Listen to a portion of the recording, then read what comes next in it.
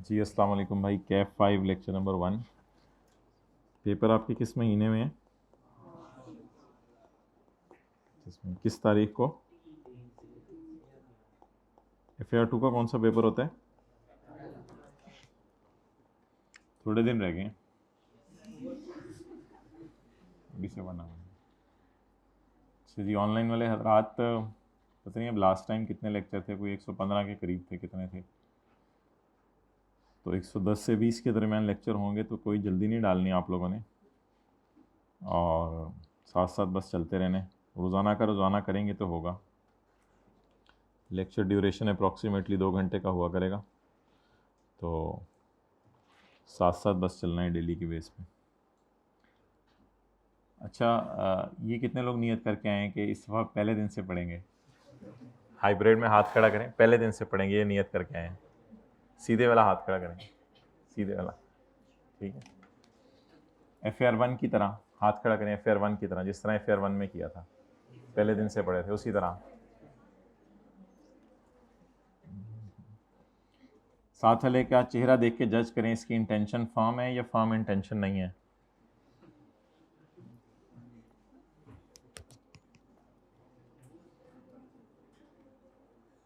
अच्छा, वैसे कौन कोशिश करेगा इस दफ़ा? ज़रा ट्राई कर लें, ज़िंदगी में पहली दफ़ा ट्राई करें, पूरा सेशन रोज़ाना का रोज़ाना पढ़ेंगे।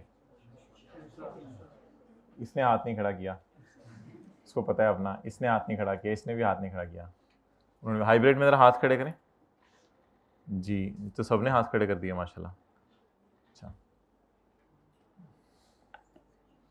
पक्की बात है, देख लो, सोच लो, रोज़ाना का रोज़ाना पढ़ोगे, लुट मचा दोगे।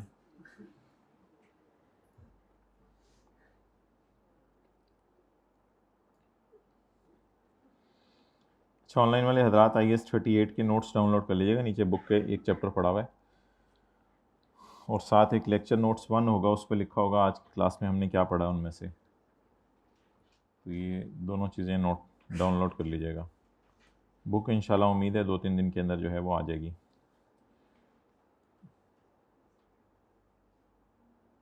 रोज़ाना आप लोग जो है वो 400-400 बचाना शुरू कर दें अपने ख़र्चे में से, तो हो सकता है 2-3 दिन में बुक के पैसे पूरे हो जाएं। इतनी की होती है। आज फर्स्ट डे है, साथ वाले के लिए कुछ लेके आए हैं? Toffee, candy, juice? अच्छा भाई, नोट्स दे दें आप।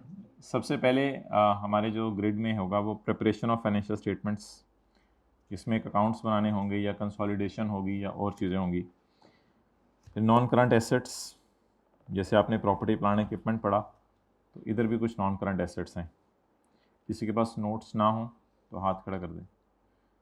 अच्छा जी, किसी को भाई के लिए चाहिए हो, छोटे भाई के लिए, हाथ खड़ा कर दें। इसके बाद एथिक्स पढ़ेंगे। एथिक्स तो आते हैं शायद आपको, साथ वाले को भी आते हैं, देख लें। और कुछ और एरियाज़ हैं, तो ये टीचिंग और तो इसको छोड़ दें, ये तो ICAP के मुताबिक है, हमारे तो इससे इंशाल्लाह डबल ही होंगे टीचिंग आवर्स। तो ये वेटेज है इन एरियाज़ की। तो सबसे पहला एरिया जो ए है, ये वाला, प्रिपरेशन ऑफ फाइनेंशियल स्टेटमेंट्स। इसमें फाइनल अकाउंट्स होंगे, कुछ अकाउंटिंग का फ्रेमवर्क है, कंसोलिडेशन है, 2 कंपनीज़ के अकाउंट्स इकट्ठे करने हैं। इसी तरह एक और टॉपिक है इन्वेस्टमेंट इन एसोसिएट्स। फिर ये जो नॉन करंट एसेट्स है, इसमें आज हम शुरू करेंगे इंशाल्लाह इनटेंजिबल एसेट्स। एग्रीकल्चर, गाय, इंग्लिश वाला उर्दू वाला? उर्दू वाला। फाइनेंशियल इंस्ट्रूमेंट्स कोई टॉपिक है, लीज कोई टॉपिक है। फिर एथिक्स एंड अदर एरियाज़ में कोई IFRS होंगे, जैसे IS 1037 देखेंगे, रेवेन्यू कैसे रिकॉर्ड करते हैं, फॉरेन करेंसी में कैसे ट्रांजैक्शंस को डील करते हैं, टैक्स कैसे देते हैं, ऑपरेटिंग सेगमेंट्स हैं, और ये तो माशाल्लाह आपको आते हैं।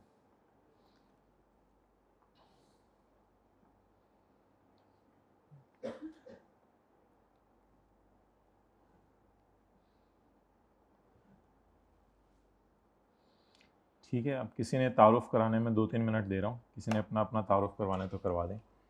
किस इलाके से हैं, मैट्रिक में कितने मार्क्स आए, FSC में कितने मार्क्स आए, अब्बू ने क्या किया था, दादा ने क्या किया था। शुरू करो यार, आप करा दो अपना तारुफ।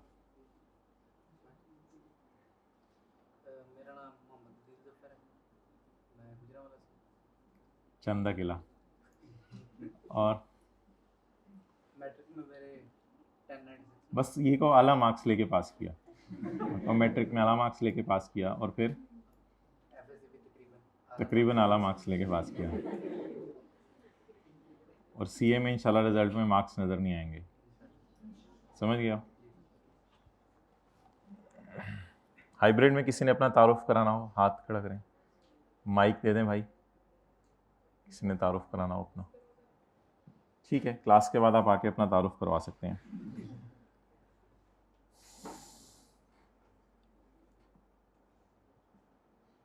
रजिस्टर निकाल लें जो नया खरीदें कल।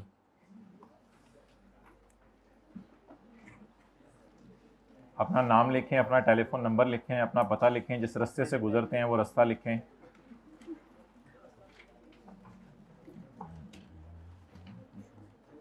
साथ वाले को समझा दें ये संजीदा रह के क्लासें नहीं पढ़नी। थोड़ा सा उसको ऐसे चिन पकड़ के, जैसे बच्चों को नहीं मुस्कुराने पे मजबूर करते, उसको ज़रा मुस्कुराने पे मजबूर करें।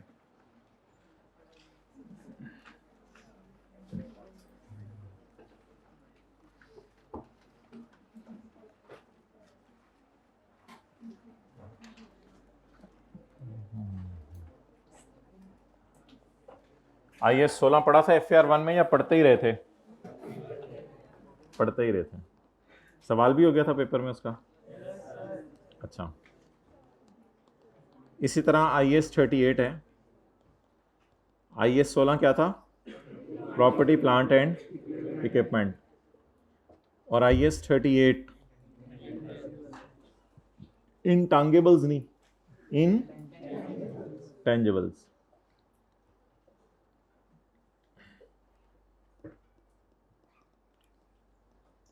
इनका फिजिकल सब्सटेंस, नोट्स से, इनका फिजिकल सब्सटेंस होता है, इनका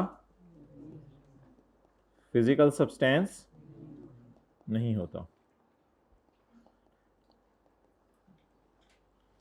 साथ वाले को टच करें, टेंजिबल है इनटेंजिबल है? अच्छा, उसकी रूह को टच करें,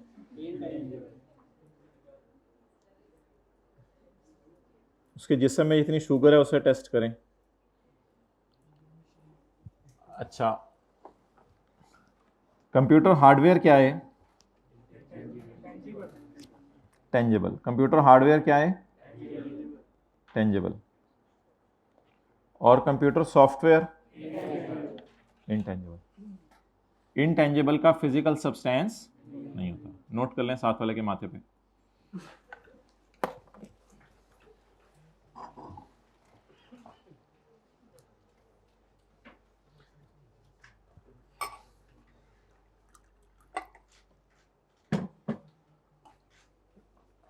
हर 15 मिनट बाद मुस्कुरा के देखने साथ वाले को।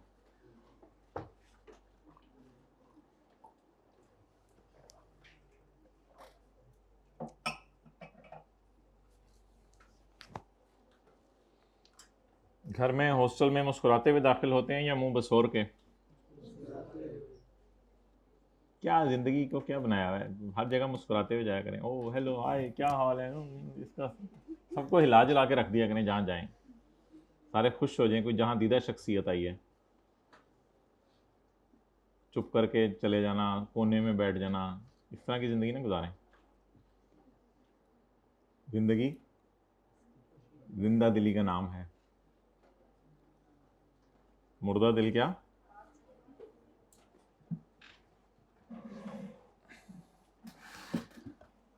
ओके।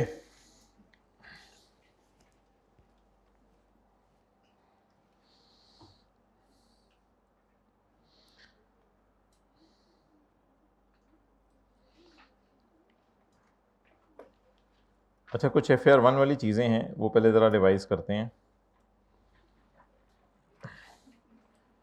पेज नंबर 212 है नोट्स का, है आपके पास? देखें।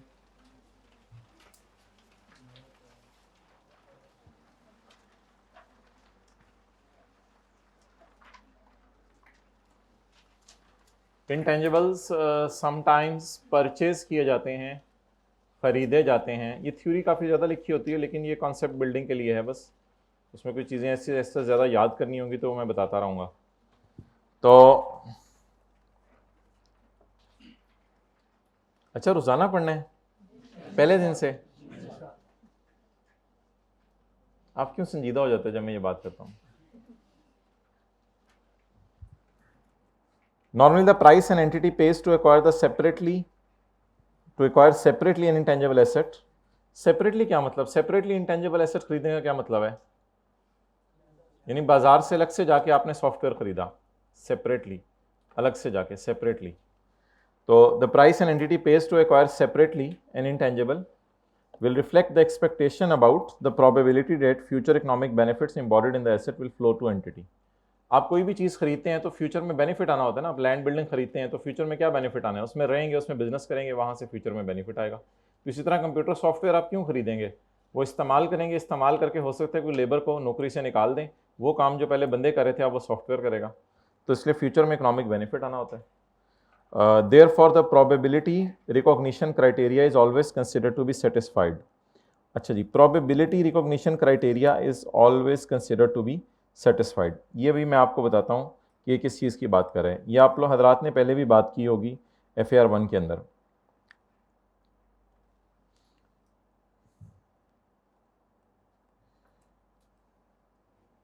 probability recognition criteria लिखें, क्या होता है भाई? ऑनलाइन वाले हजरात प्रिंटर ख़रीद लें, लेकिन प्रिंटर ख़रीद के ना बस आज के नोट्स डाउनलोड करके देखें, लेक्चर नोट्स 1, उनमें लिखा हुआ है कौन कौन से पेज आज हमने पढ़े हैं। सिर्फ वो पेज अभी प्रिंट करवा लें क्योंकि कुछ दिनों में बुक आ जानी है।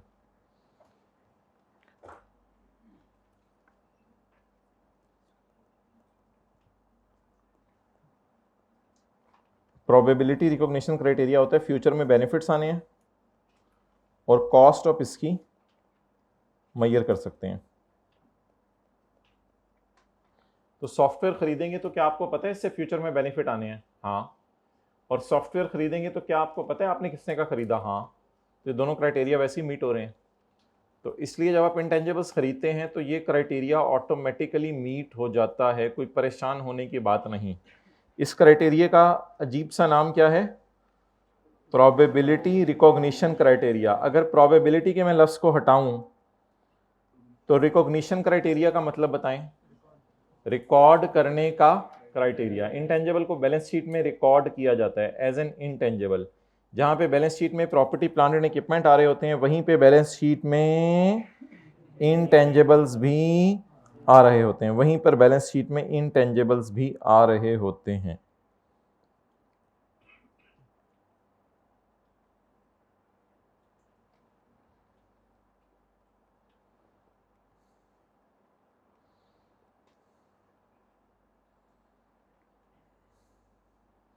ये एक कंपनी है, उसकी फाइनेंशियल स्टेटमेंट्स हम देखते हैं। फाइनेंशियल स्टेटमेंट्स में प्रॉफिट एंड लॉस होगा, बैलेंस शीट होगी, कैश फ्लो होगी और notes to the financial statements होंगे।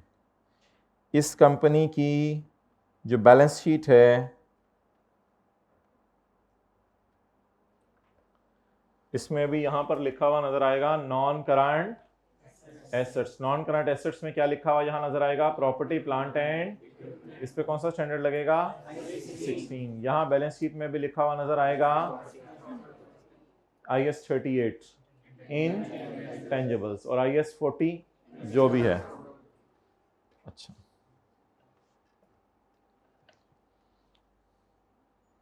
अच्छा, आपको भी डेली बेस के ऊपर जो है ना ये नोट्स इस वेबसाइट पे मिल जाया करेंगे।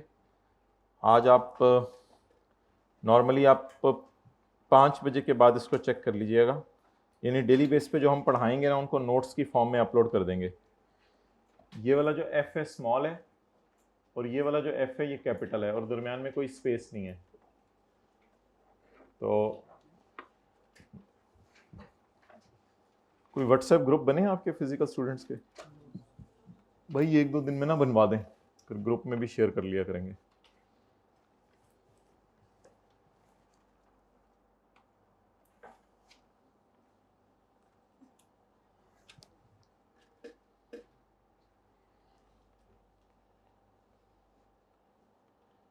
अभी इसको खोलिएगा ना 4-5 बजे के बाद खोलिएगा।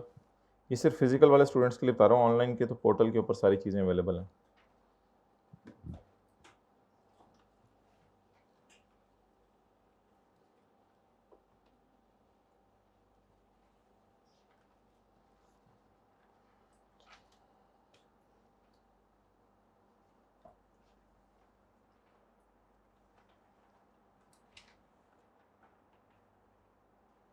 चलें, बैलेंस शीट ने खुलने से इनकार कर दिया।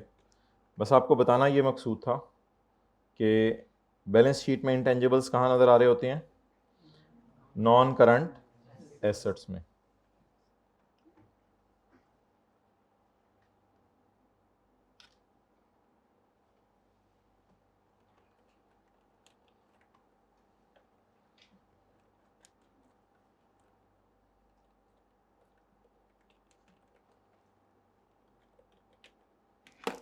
Okay,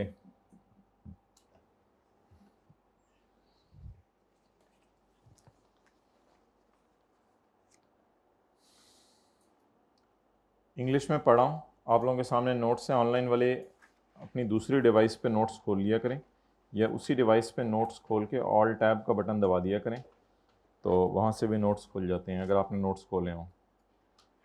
Therefore, the probability recognition criteria is always considered to be satisfied for separately acquired। जो आप सेपरेटली एक्वायर करते हैं इंटेंजिबल, उसका प्रोबेबिलिटी रिकॉग्निशन क्राइटेरिया हमेशा क्या समझा जाता है कि मेट हो गया है और इसमें कोई मसला नहीं है। ओके,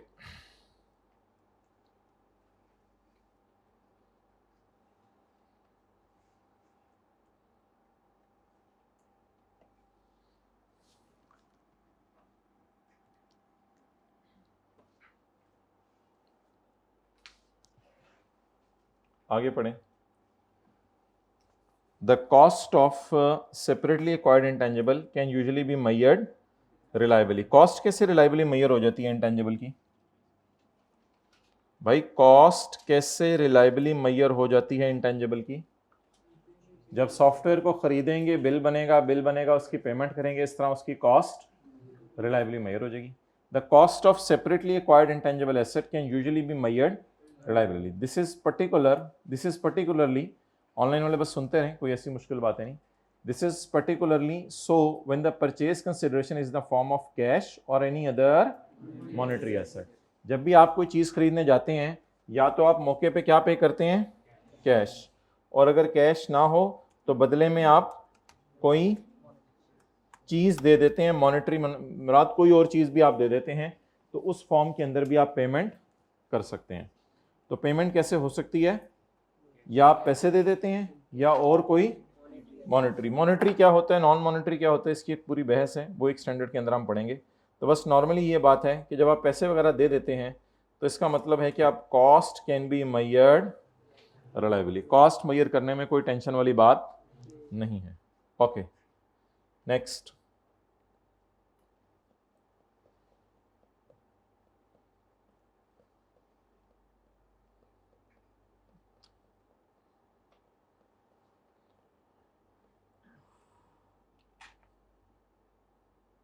ये देख लें जी, ये ऊपर क्या, पैकेजेस लिमिटेड एनुअल रिपोर्ट 2019, ये आपको इनकी वेबसाइट से मिल जाएगी, लेकिन अगर ज़रूरत हुई तो मैं आपसे ग्रुप में भी शेयर कर लूँगा।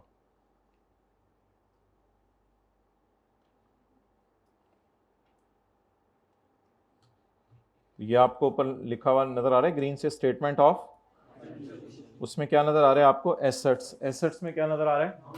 नॉन करंट एसेट्स में प्रॉपर्टी, प्लांट एंड इक्विपमेंट। उसके बाद राइट ऑफ यूज एसेट, एक और स्टैंडर्ड है, इन्वेस्टमेंट प्रॉपर्टीज आपने पढ़ा हुआ है। इनटेंजिबल एसेट्स, नोट 21 में इसकी कोई डिटेल दी होगी इन्होंने, रुपीज इन 1000। तो ये कितना बनता है? 65, बोले 65 के आगे 3 जीरो ये और 3 ये, तो 65 मिलियन। तो ये ऑर्गेनाइजेशन के पास 7286 मिलियन के पीपीई हैं और 65 मिलियन के इंटेंजिबल्स हैं, जिनके ऊपर कौन सा स्टैंडर्ड लगना है? IS 38।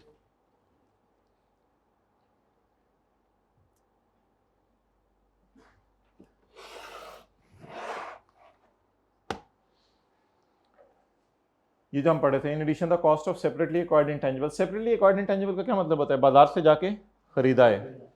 Can usually be measured reliably. This is particularly so when the purchase price is in the form of cash और other monetary asset. The cost of separately acquired intangible, ये बार बार लफ्ज क्यों लिख ले? सेपरेटली एक्वायर्ड, अच्छा, अब इसकी ज़रा तफसील सुन लें। सेपरेटली एक्वायर्ड का लफ्ज़ बार बार क्यों बोल रहा है? कई दफ़ा होता है आप पूरा बिजनेस खरीदते हैं, अगर आपने किसी का पूरा बिजनेस खरीदा तो फिर तो उसके एक इंटेंजिबल आपके पास आएगा या 10-12 आएंगे? फिर की कॉस्ट निकालना ज़रा लंबी बहस है, वो कैसे निकालते हैं। लेकिन सेपरेटली एक्वायर्ड का मतलब आप बताएं ज़रा, आपको समझ आया होगा। सेपरेटली एक्वायर्ड का क्या मतलब है? अकेला, एक इंटेंजिबल अकेला जाके आपने खरीद लिया। The cost of separately acquired intangible comprise purchase price, asset की परचेज प्राइस, और अगर आपने बाहर के मुल्क से मंगवाया तो इंपोर्ट ड्यूटीज, ये भी एसेट की कॉस्ट का पार्ट बनेगी। Non refundable purchase taxes after deducting trade discount and rebates. अगर कोई डिस्काउंट वगैरह है तो उसमें से क्या करेंगे? माइनस करेंगे। अब सवाल ये है कि इसने लिखा है नॉन रिफंडेबल परचेज टैक्सेस, तो अगर आपने एक इंटेंजिबल है उसको बाय किया 100 मिलियन में, और आपने उस पर कोई टैक्स पे किया जो कि नॉन रिफंडेबल है, टैक्स पे किया जो कि नॉन रिफंडेबल है 5 मिलियन, और आपने एक टैक्स पे किया जो कि रिफंडेबल का क्या मतलब है? वापस मिल जाना है। तो अब जब आप ये बाय करेंगे तो इसकी जर्नल एंट्री क्या होगी? इंटेंजिबल एसेट डेबिट कितने से? 105 से, और टैक्स रिसीवेबल कितने से? 2 रुपये से, और क्रेडिट क्या होगा? कितने से? 107 रुपये से। डन। चलें नोट करें साथ वाले के फोर हेड पे।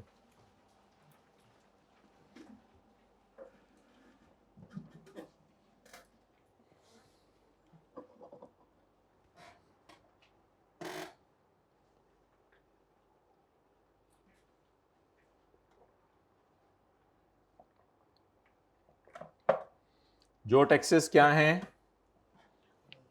नॉन रिफंडेबल, वो एसेट की कॉस्ट का, और जो रिफंडेबल हैं वो एसेट की कॉस्ट का पार्ट नहीं बनेंगे।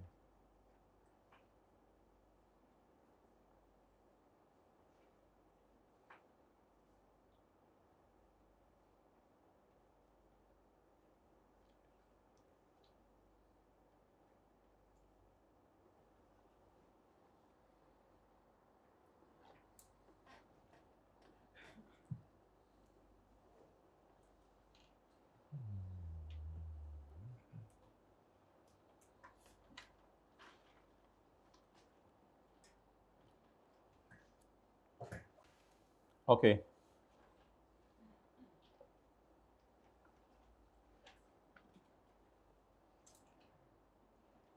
ट्रेड डिस्काउंट वगैरह होगा चीज़ खरीदने पे तो वो क्या किया जाएगा? Minus.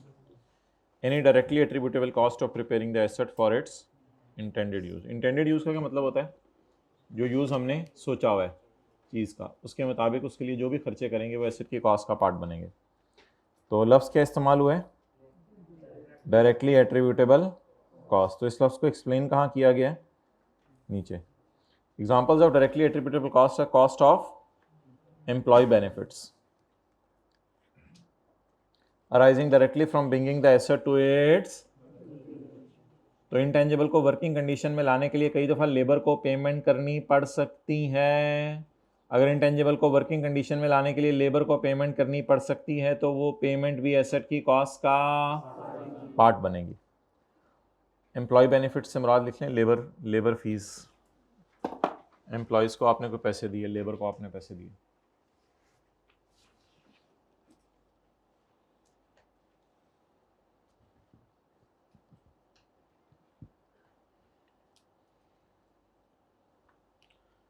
Professional fees arising directly from bringing the asset to its working. तो इंटेंजिबल एसेट को वर्किंग में लाने के लिए आपने कोई प्रोफेशनल फ़ीस पे की। प्रोफेशनल फ़ीस होती है कई दफ़ा जो है वो आपको चीज़ को अपने नाम लगवाना पड़ता है, तो लॉयर वगैरह को पेमेंट करनी पड़ती है। तो लॉयर फीस इसकी मिसाल लिखी जा सकती है, ये एसेट की कॉस्ट का पार्ट बनेगी। और कैपिटलाइज का क्या मतलब है? एसेट की कॉस्ट का पार्ट बनेगी। Cost of testing whether the asset is functioning properly. इसका क्या मतलब है? हाँ, उसकी टेस्टिंग कॉस्ट होगी कि वो प्रॉपर तरीके से वर्क कर रहा है या नहीं।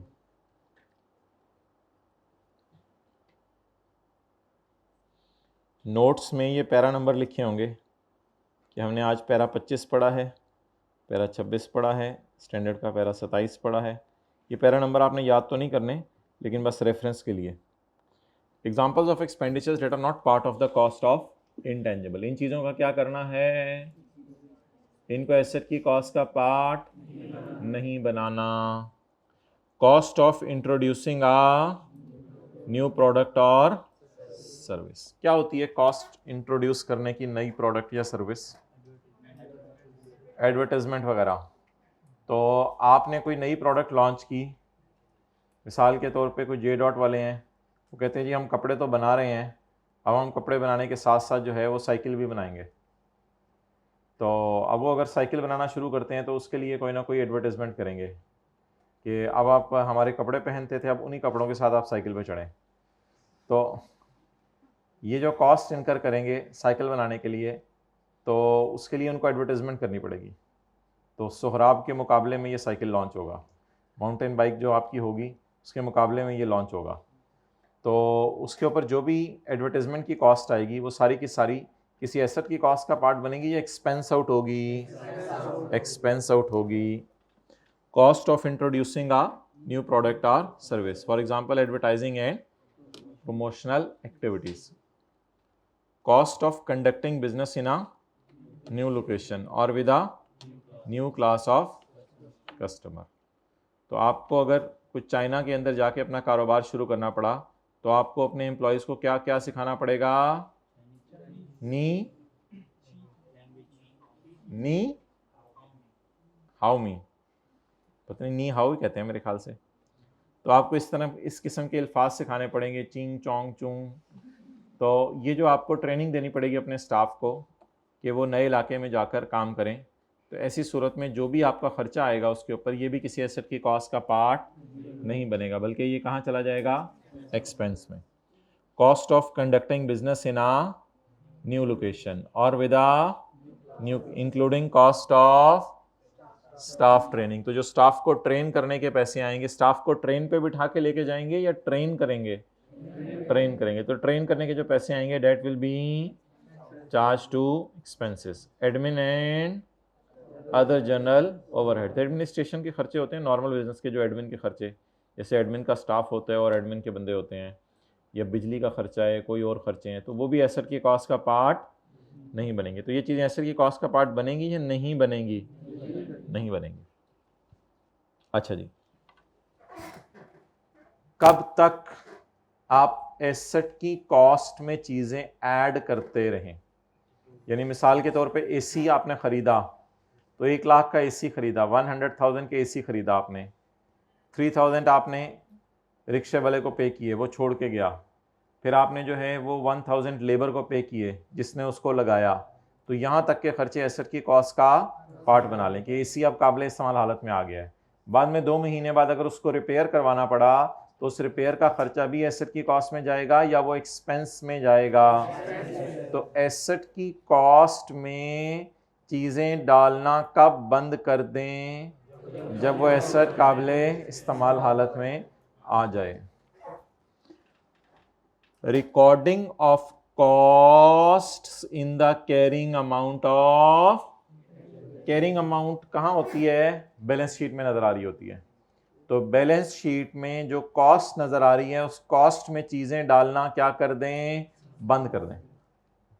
Recording of cost in carrying amount of intangible ceases when the asset is in the condition necessary for it to be capable of operating in the manner intended by management। जो management ने जिस तरह सोचा हुआ है वैसे। मिसाल के तौर पे मैनेजमेंट का ये प्लान है कि इसको 3rd फ्लोर पे जाके लगाना है, तो 3rd फ्लोर पे जाके लगाने के लिए क्या करना पड़ेगा? एक लेबर को भी इंगेज करना पड़ेगा जो ऊपर तक उठा के लेके जाए। तो उस लेबर की कॉस्ट भी एसेट की कॉस्ट में ऐड होगी क्योंकि मैनेजमेंट की इंटेंशन है उस फ्लोर पे जाके लगाना। Therefore cost incurred in using और redeploying an intangible and initial operating losses are not included in the carrying amount of asset। Redeploying क्या होती है? रीडिप्लॉइंग, जैसे एक जगह फर्नीचर पड़ा हुआ है, आपने उसको शिफ्ट किया दूसरी बिल्डिंग के अंदर, तो इसको कहते हैं रीडिप्लॉय करना। तो शिफ्टिंग कॉस्ट को एसेट की कॉस्ट का पार्ट नहीं बनाएंगे, रीडिप्लॉइंग शिफ्टिंग। इसी तरह एक कंप्यूटर से अनइंस्टॉल करके दूसरे कंप्यूटर में इंस्टॉल करना पड़ा, अगर इसमें कोई खर्चा आया, इसको भी एसेट की कॉस्ट का पार्ट नहीं बनाएंगे। तो रीडिप्लॉय करने की कॉस्ट को एसेट की कॉस्ट का पार्ट नहीं बनाएंगे। And initial operating losses are not included in the cost of asset. Now, what are the initial operating losses? 2010 के अंदर आपने एसेट बाय किया 100 मिलियन का, और 2010 में जब आपने प्रॉफिट एंड लॉस बनाया तो इस एसेट ने सेल की 20 मिलियन की, और COS का क्या मतलब है? Cost of sale I 22 million की, तो 2 मिलियन का क्या आ गया? लॉस। ये लॉस हमारी अर्निंग को कम कर देता है। ये लॉस क्या करता है? हमारी अर्निंग को कम कर देता है। अब अगर मैं आपसे ये क्वेश्चन बना दूं और इसका आंसर पूछूं कि what is the cost of asset, तो इज इट 100 प्लस 2, ये वाला 2, 100 प्लस 2 और ओनली 100? तो द इनिशियल लॉसेस, बोलें, ये जो इनिशियल लॉस आया है ये एसेट की कॉस्ट का पार्ट, बल्कि ये एसेट की कॉस्ट में क्या हो जाएगा? कैपिटलाइज हो जाएगा। करें नोट, सॉरी ये 2 नहीं होगा, बस ये 100 रुपये एसेट की कॉस्ट में आ जाएगा। तो इनिशियल ऑपरेटिंग लॉसेस एसेट की कॉस्ट का पार्ट नहीं बनेंगे। सोना नहीं है हाइब्रिड में, जागते रहना।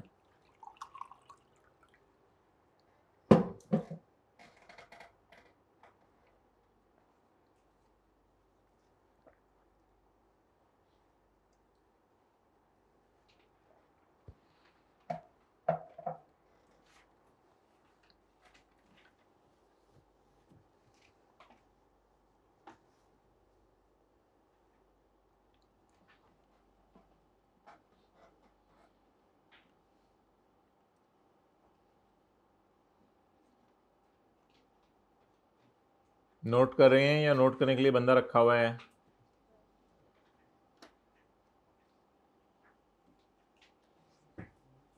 इसकी हेडिंग दे दें initial operating losses. Initial operate करने का लॉस आया, भाई वो मोबाइल लगा हुआ है चार्जिंग पे, ला दीजिए।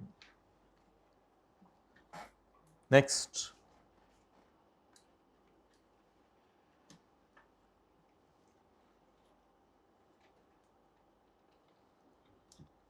पढ़ें दोबारा जरा।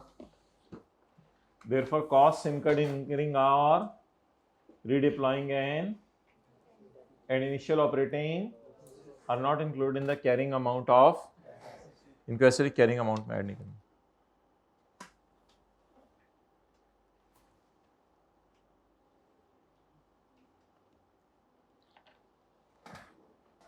अच्छा जी,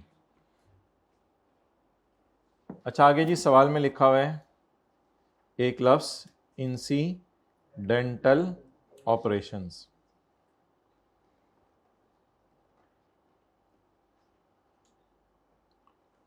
Now what are the incidental operations?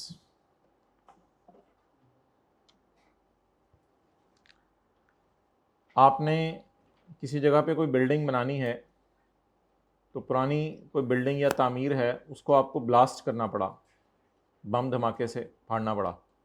अब वो जो आपकी ब्लास्ट करने की कॉस्ट आई है, एक इंसिडेंटल ऑपरेशन है, तो उसको आपने एसेट की कॉस्ट में ऐड नहीं करना।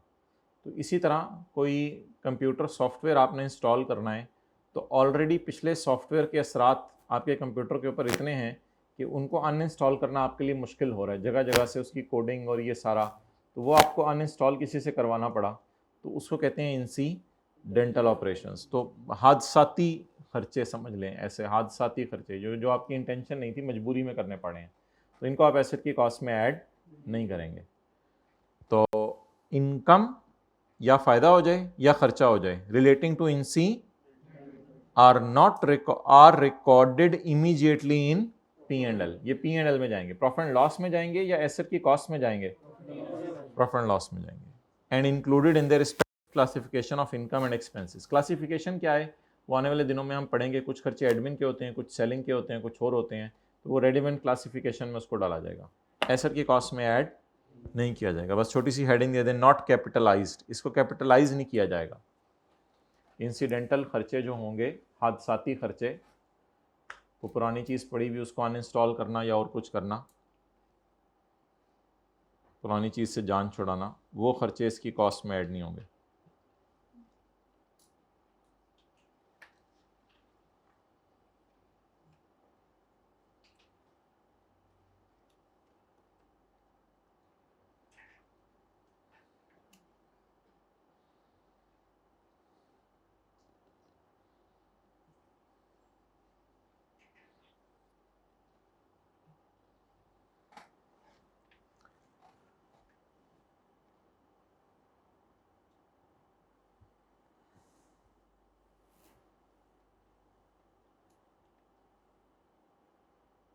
अच्छा, ये डेफर्ड पेमेंट है, आगे इस पे भी ये तो हम डिस्कस करेंगे। बस ठीक है, अब आज एक न्यूमेरिकल करते हैं।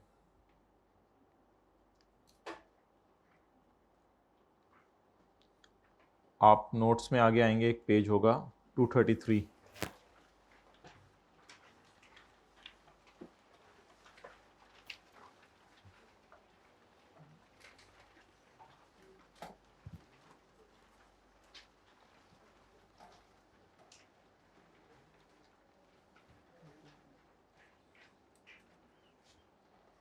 जी, मुर्गी से किस तरीके से फ़ायदे उठाए जा सकते हैं?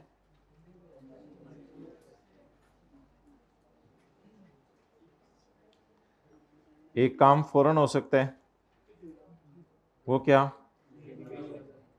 इसको क्या कर दें? ज़िबा कर दें और लेग पीस खा लें। और एक काम के लिए सब्र करना पड़ेगा, इसको पालना पड़ेगा, खिलाना पिलाना पड़ेगा। उससे आपको क्या मिलेंगे? अंडे नहीं, वापस आ जाएं, क्या मिलेंगे? अंडे मिलेंगे। तो मुर्गी से कितने तरीके से फ़ायदा उठाया जा सकता है? दो तरीके से। एक उसको क्या किया जाए? पाला जाए। एक उसको पाला जाए, फिर आपको क्या मिलेंगे? और एंड पे ज़िबा भी कर सकते हैं। और दूसरा तरीका क्या है? उससे अगर फ़ौरन जान छुड़ानी हो तो उसको ज़िबा कर दिया जाए। अच्छा, एक बस है, बस, उससे कितने तरीके से फ़ायदे उठाए जा सकते हैं? दो तरीके से। एक तरीका क्या है? नहीं, ज़िबा नहीं करना, बस का गला कहाँ होगा? इसको क्या कर दें? बेच दें। और दूसरा क्या है? उसको यूज़ करें। उसको क्या करें? जब यूज़ करेंगे तो खर्चे भी करने पड़ेंगे। जैसे ये मुर्गी है, यूज़ करेंगे तो दाने भी डालने पड़ेंगे, तो यूज़ करेंगे तो खर्चे भी करने पड़ेंगे, पेट्रोल का, ड्राइवर का। और किससे किराया आएगा? सवारियों से। सवारियों से क्या आएगा? किराया। तो किसी भी चीज़ से ये फ़ायदा हम ना उठाना है अकाउंटिंग की नज़र में, वो कितने तरीके से फ़ायदा उठाया जा सकता है? दो तरीके से, या इसको बेच दें या इसको रख लें। अच्छा, अब इस सवाल को करते हैं। अ कंपनी परचेज कहते हैं आप लोग, क्या कहते हैं? अ कंपनी परचेज्ड अ बस कॉस्टिंग ₹500। ये परदादा के ज़माने की बात हो रही है, 500 रुपये की बस आती थी उस वक्त। अ कंपनी परचेज्ड अ बस कॉस्टिंग रुपीज़ ऑन 1 जनवरी 2013। बस कितने साल हमारे पास रहेगी यूज़फुल लाइफ? इकोनॉमिक लाइफ और यूज़फुल लाइफ में क्या फ़र्क है? इकोनॉमिक लाइफ तो ये होती है ना कि बस चलेगी कितना अरसा, 40 साल, 50 साल, 60 साल। और यूज़फुल लाइफ क्या होती है? इट्स जितना अरसा आपकी इंटेंशन है कि आपने कितना अरसा रखना है। It's useful life is 5 years। Following information is available. Point number 1, on 31 December 2015 कितने अरसे बाद, कितने साल बाद? ऑन 31 दिसंबर 2015 क्या हुआ? जल्दी बताएं, क्या हुआ? On 31 December 2015 competitor came in the, so we decided to check our bus for impairment test.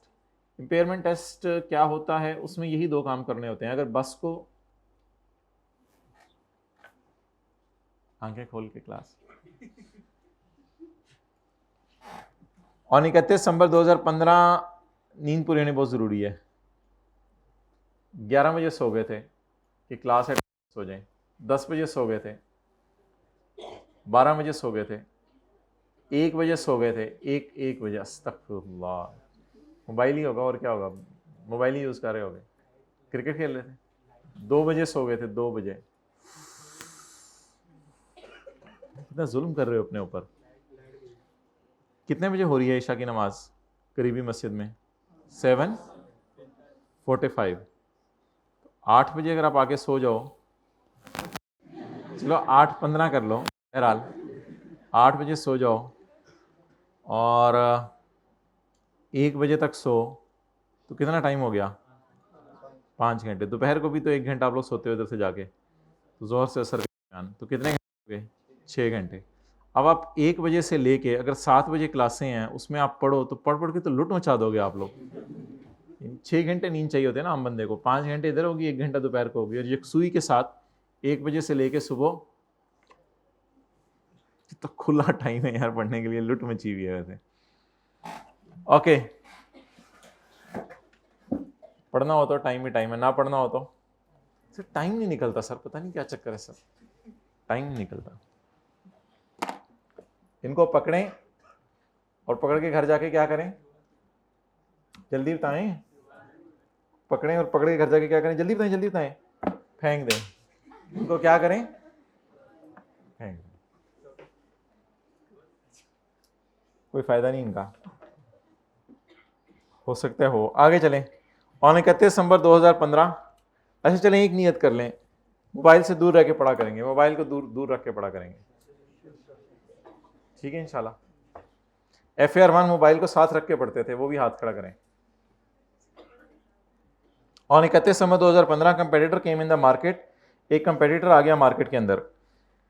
So we decided to check the bus for impairment test. 31 December 2015, कितने साल गुजर चुके थे? 13, 14, 15, 3 साल गुजर चुके थे। A competitor came in the market, so we decided to check our bus for impairment. और 31 December 2015 future cash flows were estimated as follows. इसका क्या मतलब है? Future cash flows are estimated as follows. इसको फौरन बेच दें या रखें? अगर रखेंगे तो क्या होगा? एनुअल। एनुअल का क्या मतलब है? हर साल इनफ्लो होंगे। फेयर फ्रॉम, सवारियों से किराया आएगा। और क्या होंगे? एनुअल। आउटफ्लोज का क्या मतलब है? खर्चे होंगे, जैसे पेट्रोल का खर्चा या ड्राइवर की तनख्वाह। और अगर हम अपने पास रखेंगे तो जरा सोच के बताएं कितने साल रखेंगे। 13 में खरीदा है, 13, 14, 15, 16, 17, ये उंगलियों की पोरें इस्तेमाल करें दी हुई अल्लाह ने। 13, 14, 15, 16, 17, कितने साल? 5 साल इस्तेमाल करेंगे। जब हम इसको 5 साल इस्तेमाल करेंगे तो कितने साल ऑलरेडी गुजर चुके हैं? 13, 14, 15, 3 साल गुजर चुके हैं। बकाया कितने साल रह गए? 2 साल रह गए, 16, 17। और 31 December 2015 future cash flow estimated as follows. Future, future का क्या मतलब है? 2016 और 17। तो 16 और 17 के अंदर ये कैश फ्लोज एक्सपेक्टेड है, इन 16 एंड 17। एनुअल है ये। 70 है या 70 जमा 70 होगा? 70 जमा 70, 140, 140। और 15 भी 2 दफा होगा, इन 16 एंड 17, क्योंकि 2 साल लगी इसकी लाइफ। टोटल लाइफ कितनी है? 5। 13 में खरीदा था, 13, 14, 15 गुजर गया, पीछे 2 साल रह गए, 16 और। अच्छा ये क्या चीज लिखी है? If we sell the bus today, date is 31 December 2015। अगर इसको आज बेच देते हैं तो फेयर वैल्यू ये है, और जो बंदा हमें बस बिकवाने में मदद करेगा वो बंदा हमसे पैसे कितने लेगा? 130 की बस बिकेगी और वो बंदा हमसे पैसे लेगा 14, तो इतने की चीज़ बिकेगी और बेचने पे ये खर्चा आएगा। Discount rate is 12%। अच्छा जी, डिस्काउंट रेट से पहले थोड़ी सी ज़रा डिस्काउंटिंग की रिवीजन करवा दें कि डिस्काउंटिंग कैसे होती है।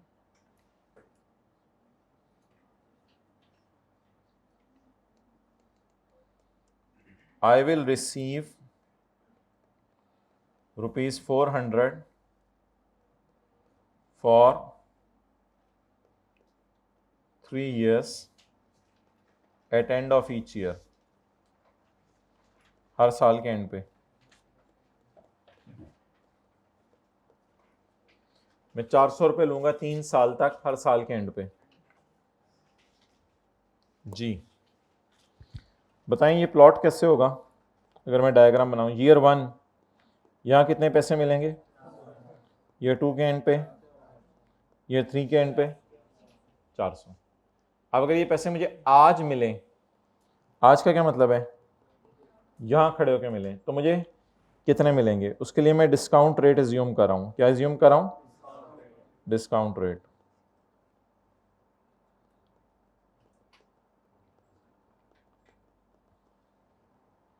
डिस्काउंट करने का मतलब है इस 400 को इधर बुला लें, इस 400 को इधर बुला लें, इस 400 को इधर बुला लें। अब ये बड़ी इंपॉर्टेंट है डिस्कशन डिस्काउंटिंग की। अब जब हमने इसको बुलाना है तो इसके बुलाने के 2 तरीके हैं, इसके बुलाने के 2 तरीके हैं। इसको कहते हैं प्रेजेंट वैल्यू।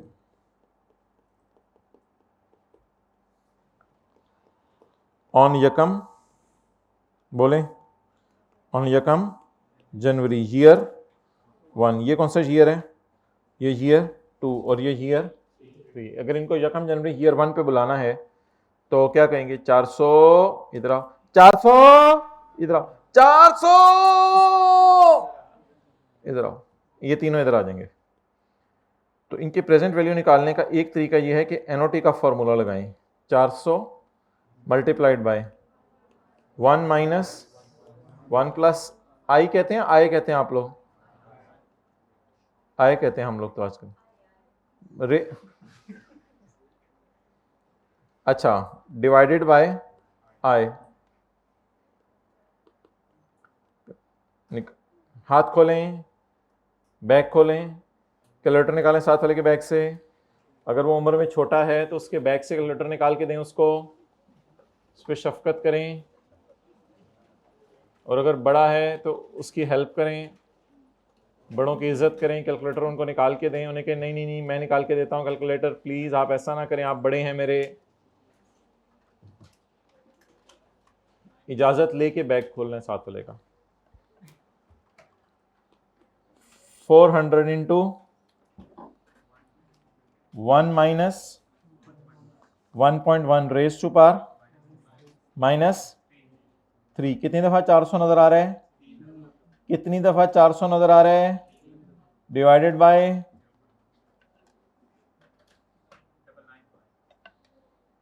99। ये 1200 क्यों नहीं है, 400 जमा 400 जमा 400 1200, ये 1200 क्यों नहीं है, क्योंकि डिस्काउंट हो गया। डिस्काउंट होने से फिगर कम हो जाती है, डिस्काउंट होने से फिगर कम हो जाती है। एक ये तरीका है प्रेजेंट वैल्यू निकालने का। इसके अलावा एक और तरीका है, और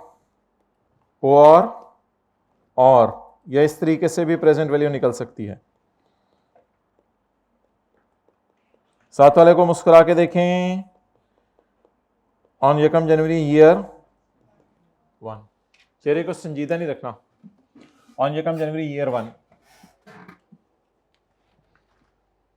प्यार से हर 400 को बुलाएं, 400, ये किस वाले को बुलाया है, पहले वाले को। 400 इधर आओ, रेज टू पावर माइनस, इसको कितने साल पीछे बुलाया है, 1 साल पीछे बुलाया है। 400 ये कौन सा वाला है, ये वाला, रेज टू पावर माइनस 2। अब कौन से वाले 400 को बुलाएं, आखिर वाले 400 को बुलाएं, सारे बुलाएं, 400 इधर आओ।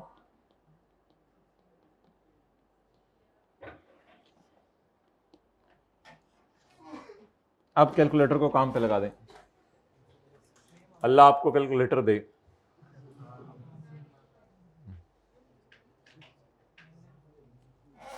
$995।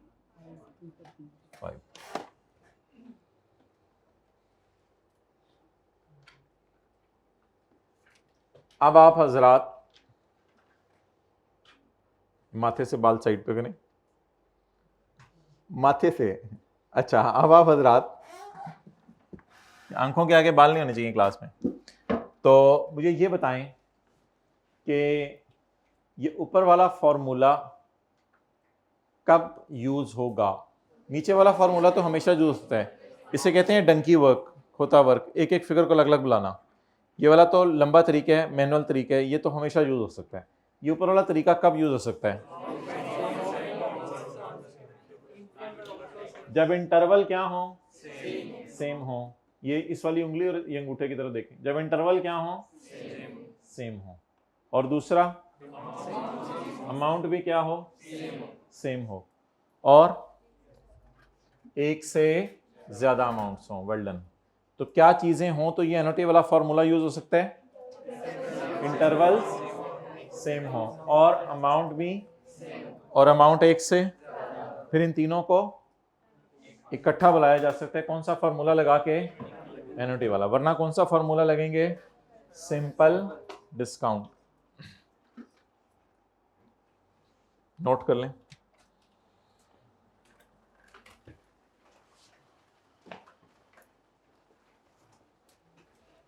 Okay, kelvin clean. सीके लिखा हुआ था आपकी पी कैप पे।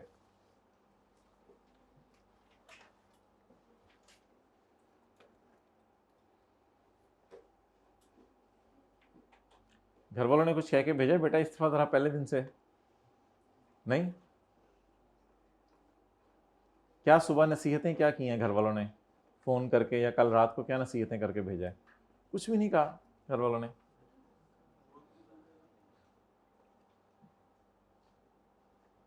आपका जब टाइम आएगा आप अपने बच्चों को क्या कह के भेजा करेंगे?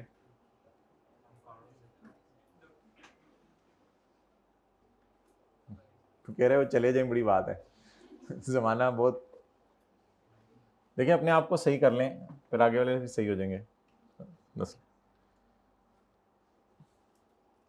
अच्छा, ये दुआ मांग सकते हैं, अल्लाह मेरी औलाद को मेरे जैसा बना दे? मांग सकते हैं? चले माशाल्लाह। अपनी गिरबान में झांक के बात करनी है। Okay,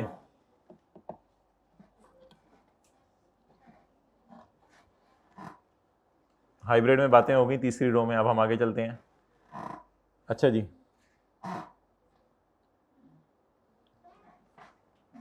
I will receive rupees 400 each, 400 for 3 years at end of each year। तो इधर कौन सा लफ्ज आ रहा था? each year, यानी 400 हर साल के एंड पे। और अगर अगला छोटा सा सवाल बनाए हम, क्वेश्चन नंबर 2, तो ये एग्जाम लेवल के क्वेश्चन हो रहे हैं। अच्छा, अब अगला अगर हम सवाल बनाएं तो आई will receive rupees 400 at end of 5th year और डिस्काउंट रेट इज 12%। अब क्या होगा मेरे भाई? कितने फॉर्मूले लगाकर इसको डिस्काउंट किया जा सकता है? एक फॉर्मूला लगाकर, क्योंकि अमाउंट एक से ज्यादा है या एक है? एक है। 1 साल, 2 साल, 3 साल, 4 साल, 5 साल। 5वें साल के एंड पे कितना मिलने हैं? 400। जरा इस 400 को आवाज लगाएं यहां खड़े होकर।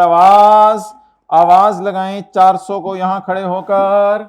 आवाज लगाएं 400 को यहां खड़े होकर। 5 साल आगे वाला 400 है 500।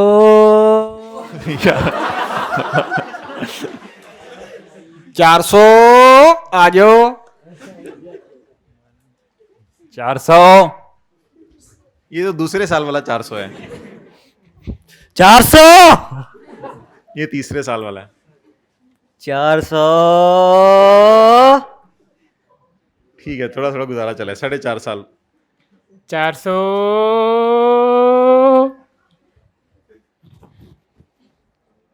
अच्छा जी, अब इसको बुलाएं, सिंपल डिस्काउंट कर लें।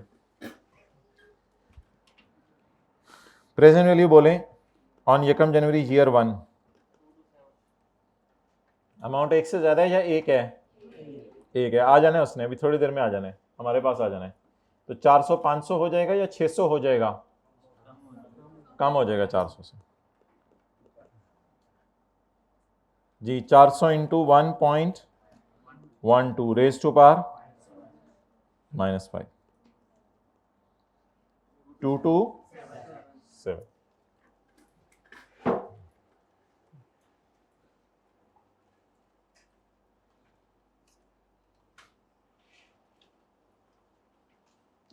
कल से दोस्त के साथ नहीं बैठना।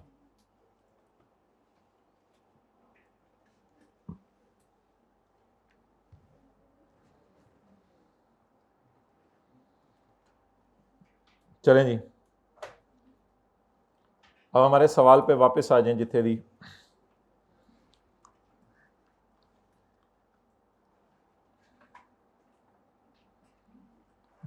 इग्नोर कर दें लफ्ज़ जिनको समझ नहीं आया, कोई इतनी इंपॉर्टेंट बात नहीं है। अच्छा जी, एसेट की बीवी बताएं। एसेट की बीवी बताएं 31/12/15 को। क्या कहते हैं आप लोग? बीवी कहते हैं, सीए कहते हैं, क्या कहते हैं?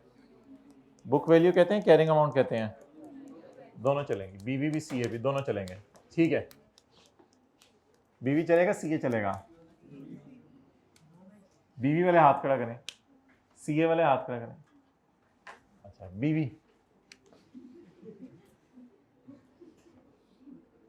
बीवी किस दिन वाली बीवी? मैं आपसे बुक वैल्यू पूछ रहा हूं। दांत अंदर करो, दांत पे ही रहने, होंठ बंद कर लो, बंद। अच्छा जी, किस दिन की बीवी आपको चाहिए? बीवी आपको चाहिए, बोले किस दिन? 31/12। क्यों मुस्कुरा रहे हो? Book value. अच्छा जी, कॉस्ट 500। 13 14 15 5 7 500 माइनस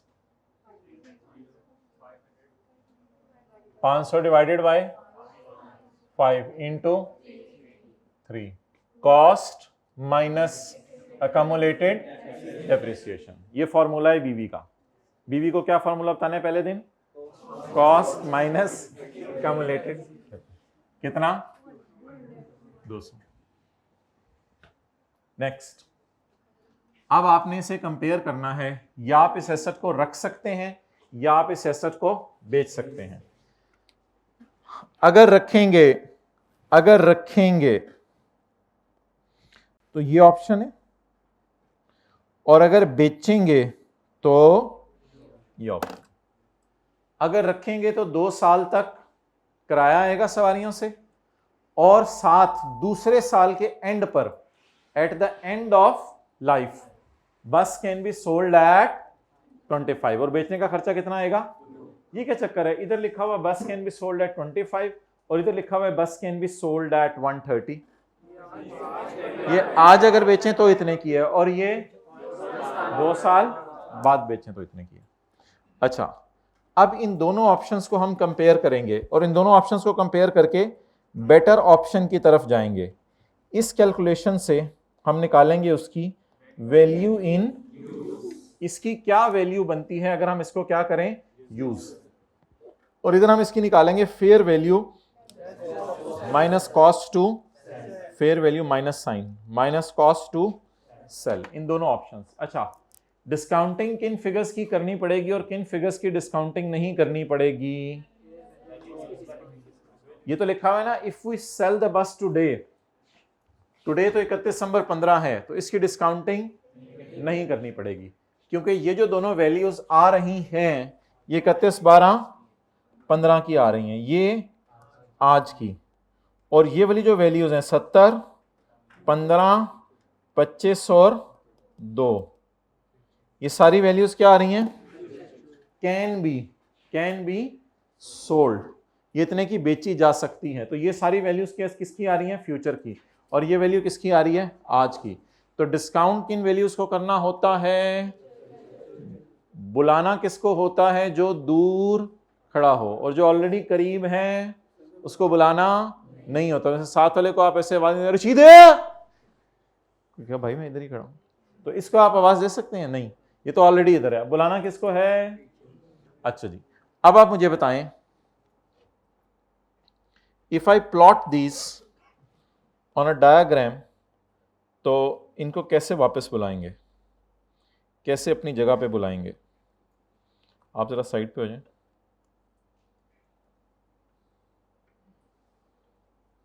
बातें करते हैं आप लोग कैलकुलेटर से। तुम किधर थे? तुम्हें कितनी देर से ढूंढ रहा था जी। हो जाता है कभी कभी पेपरों के करीब, फरवरी में।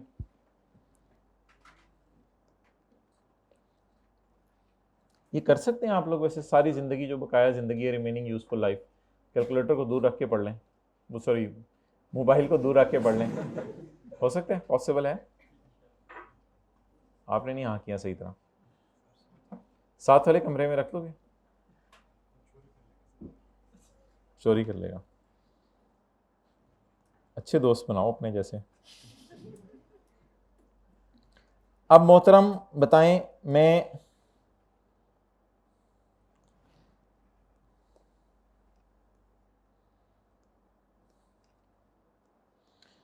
तेरह, 14, 15,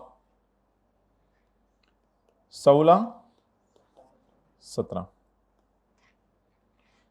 अब बताएं, अगर मैं इसको रखता हूं तो मुझे सवारियों से किराया कितना आएगा? 70। और इधर भी 70। और उसके लिए मुझे आउटफ्लो कितना करना पड़ेगा? 15। और इधर भी 15। क्या हो गया? 55। ये कहां से आया? On 31 December 15 future cash flows are estimated. Future में 70 और 70 आएगा, और फ्यूचर में 15 और 15 पे करना पड़ेगा। ये हो गया। अच्छा, अगली बात, एक और फ्यूचर में मुझे फायदा होगा। 2 साल के बाद बस की बस नहीं हो जाएगी, बस में कुछ ना कुछ दम होगा। वो जो बस में दम होगा तो वो कितने की बिकेगी? 25। और कितना खर्चा करना पड़ेगा? 2 का। 25 माइनस 2, जवाब 23। अब इन सबको कहां बुलाना है? यहां। इन सबको कहां बुलाना है? यहां। अब बता दें किस किस को बुलाना है? 55 को बुलाना है, 55 को बुलाना है, 23 को बुलाना है। क्या करें? एक तो ये तरीका है कि 55 को 1 साल पीछे बुला लें, और 55 जमा 23 जो कैलकुलेटर पे जवाब आए उसको 2 साल पीछे बुला लें। तरीका नंबर 1। तरीका नंबर 2, ऐसे थोड़ी सी रिवीजन हो जाएगी, वो कर लेते हैं हम। 55 जमा 55, ये अमाउंट्स बराबर हैं, इंटरवल 1-1 साल का है, और तीसरी बात 1 से ज्यादा है। तो 55 को हम बुला लेते हैं कौन सा फॉर्मूला लगा के? एनओटी वाला। और इस 23 को बुला लेते हैं सिंपल फॉर्मूला लगा के। क्लियर? तो अब 55, 55 और 23 को हम बुलाने लगे। पहले मैं नोट कर लूं, फिर आप देख लीजिएगा। जो एक लफ्ज मैं लिख रहा हूं, इसे मैं अभी बाद में समझाऊंगा, रिकवरेबल अमाउंट। उसमें पहले हम निकालने लगे हैं वैल्यू इन यूज। अगर मैं इसको यूज करूं तो इसकी क्या वैल्यू है जी? वैल्यू इन यूज के लिए क्या करें? 55 to 1 minus 1 minus 1.12 raise to power 55 कितनी दफा नजर आ रहा है आपको? 1, 2 डिवाइडेड बाय 0.12। अच्छा जी, इससे क्या हो जाएगा? 55 को डिस्काउंट कर लिया जाएगा। किसको डिस्काउंट कर लिया जाएगा? 55 55 यहाँ आ जाएगा, और उसके बाद नोट करने का टाइम दिया जाएगा। इसके बाद किससे डिस्काउंट करें? 23 पे ये इतना कॉम्प्लिकेटेड फॉर्मूला लगाएं या सिंपल फॉर्मूला लगाएं? Into 1 point raise to power -2। जो जवाब आया उसको अंदर वाले कॉलम में लिखें या बाहर वाले कॉलम में लिखें? अंदर वाले कॉलम में, क्योंकि इसकी बेस पे फिर आगे जवाब बाहर जाएगा। जी, ग्रैंड टोटल 111, नोट कर लें। पहले इधर रखो, फिर 1 मिनट बाद कैमरा उधर ले जाना।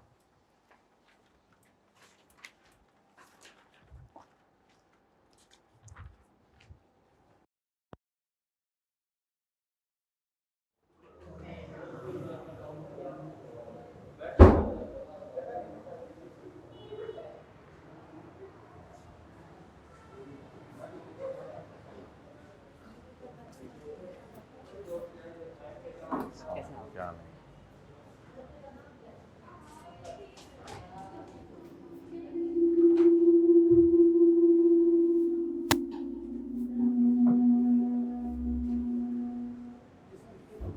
आवाज आ रही है मेरे यहाँ आने से।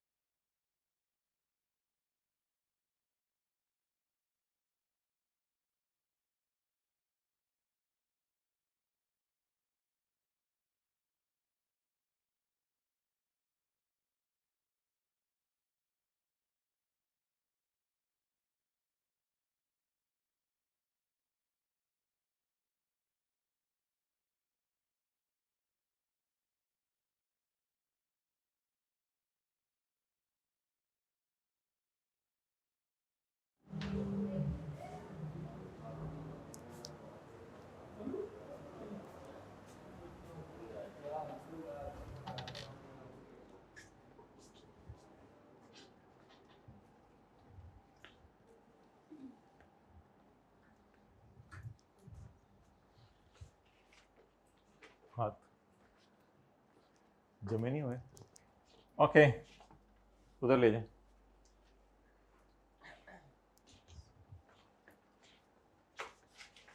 देखिए यहाँ पे 1.12 नहीं आना, यहाँ पे 12% है तो 0.12 आएगा। इधर होता है 1 + 12%।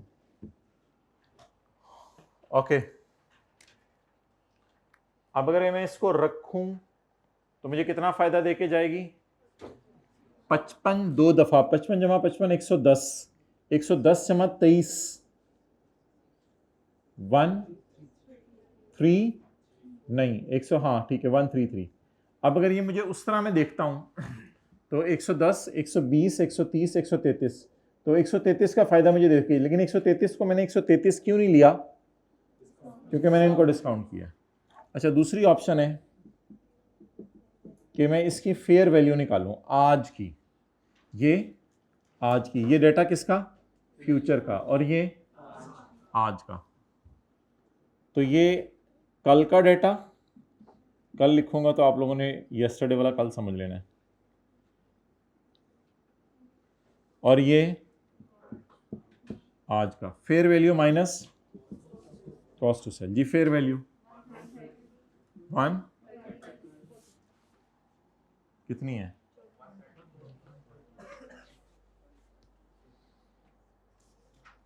इफ वी सेल टुडे तो 130 का बिकेगा, 14 का खर्चा करा के जाएगा, -14 116।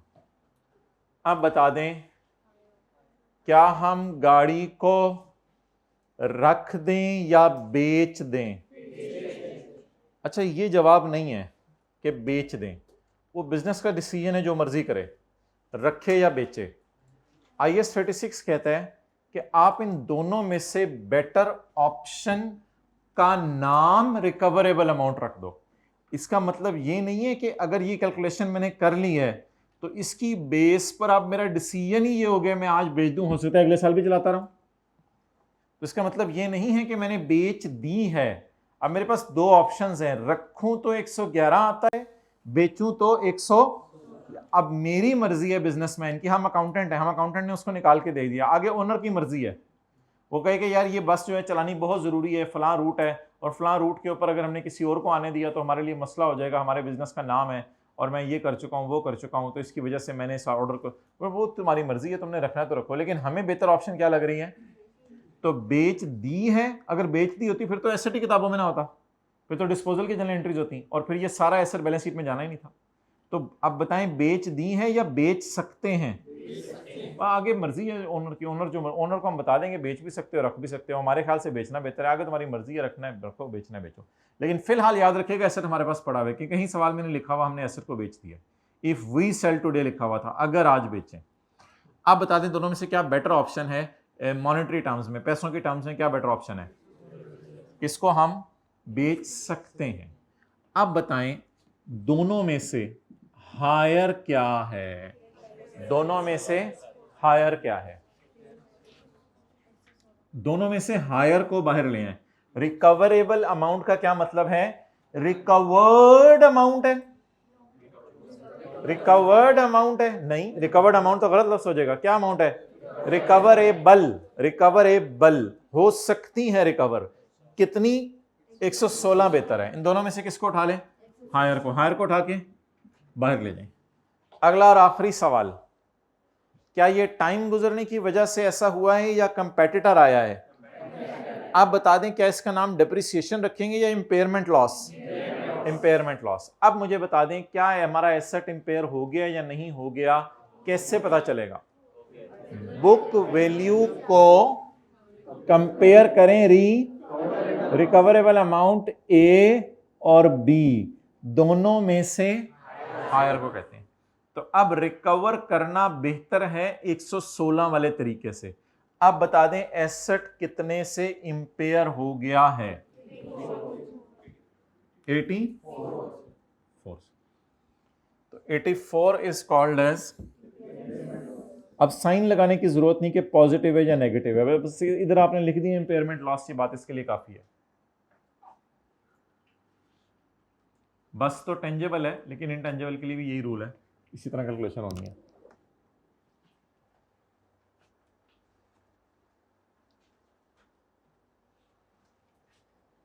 अच्छा जी, अब 2013 में क्या एंट्रीज हुई होंगी? एसेट डेबिट, कैश क्रेडिट, कितने से? 500। एक मिनट जरा सुनो। और एंड पे क्या एंट्री हुई होगी? डेप्रिसिएशन डेबिट, हम रिडक्शन क्रेडिट, कितने से? क्योंकि 5 साल लाइफ है ना। 14 में से डेप्रिसिएशन की एंट्री होगी, डेप्रिसिएशन डेबिट कितने से? 100। 15 में डेप्रिसिएशन डेबिट कितने से? 100। अच्छा, इधर इंपेयरमेंट लॉस 13 में नहीं था, 14 में भी, 15 में इंपेयरमेंट लॉस हो गया, कितने से? 84 से। Impairment loss expense debit, accumulated impairment loss कितने से? 84 से। चलें, क्या है? Journal entries. पॉज कर दो जरा।